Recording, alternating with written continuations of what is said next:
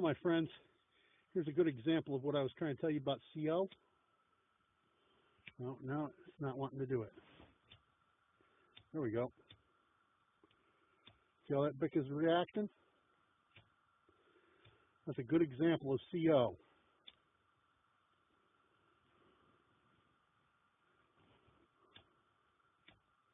Doesn't want to light. Up here's fine. It's okay, but you see how long the flame is? Get down here, it goes right out. That's CO. That's how you can detect it without using the monitor. And when you're living in a vehicle, here's how you deal with it. You just open the door and let it fall out. Because CO is heavier than air.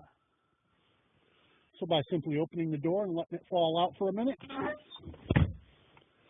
that's all it takes.